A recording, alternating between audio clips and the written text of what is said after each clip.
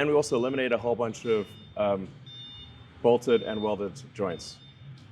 Wow. So, especially the bolted joints, you really want to get rid of those. Yeah, yeah. You know, bolts and flanges and seals are hell, especially if they're hot. So yeah, the next gen Raptor engine is actually a little difficult to service because there are parts that don't have a flange anymore. It's just welded shut. Right. Yeah. So you're just hoping to be able to get the design up to be so reliable, hopefully, that you just don't need to service it. If you need to change a part, you need to literally cut it open. Wow. So you'll probably, at this point, you might as well just like swap out the whole engine, I assume, and just... Well, no, we can cut it open. Yeah? Yeah. We can cut it open. So... Just but crazy. I mean, there's a massive bolted flange for the hot gas manifold that's transferring hot gas from the fuel-rich hot gas from the fuel pump side. Yeah. You can see that. It's hard to point at because it's up in the air, but the thing that joins the fuel the fuel turbo pump to the aux turbo pump. Yeah, the kind of band-looking thing. Yeah, right? the band-looking thing. That has a monster flange at the top and bottom, and you want to get rid of those two. And that's to hold a lot of pressure. That's a whole lot of pressure. Hot pressure. Yes. Jeez. I mean, you can see there's a lot of flanges here. I mean, this valve is like, this pump is like made of flanges. Wow. Flange. And I mean, these are beast level flanges. Yeah.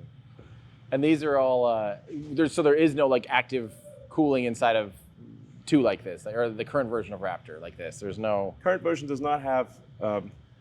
There's no. Well, there technically is some, but there's not. The current version of Raptor does not have sufficient cooling to be able to resist being in hot gas plasma, like hot plasma. It's not. It would melt. That's still why you need the shield here. Yeah, then. that's why it's heavily shielded. But the next gen, a bunch of the flanges you see here will disappear, and it will have integral cooling and integral secondary flow circuits. Yeah. Yeah. Do you guys look? Is it possible to do? There's a whole bunch of engines down there, pretty densely packed. It's a lot of thrust. It's a lot of thrust. It's crazy. It looks like when you go to a Christmas tree store or something. That's insane. Each one of these is the most advanced rocket engine ever made. And they're just being cranked out like it's nothing. Yeah. Super high pressure, high efficiency. You got a full flow stage combustion. All the goods. goods. Yeah. Is there ever been any look into, like, I know, with aircraft turbines, you can do like some kind of cooling on the actual turbine blades. Is there any way to do any kind of cooling on the turbine blades and Raptor? We've had that discussion many times. We probably head back into the and see the main factory.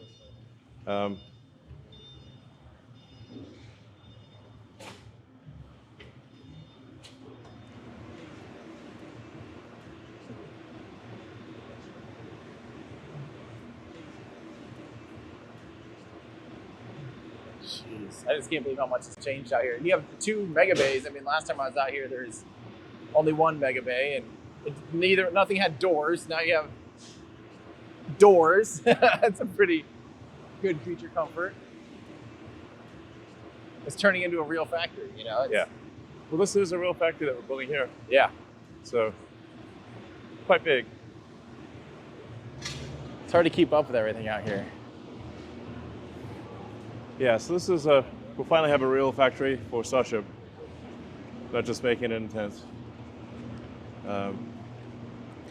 So long term, we want to try to get the thrust of Raptor up to around 330, maybe a little higher, maybe 335 metric tons.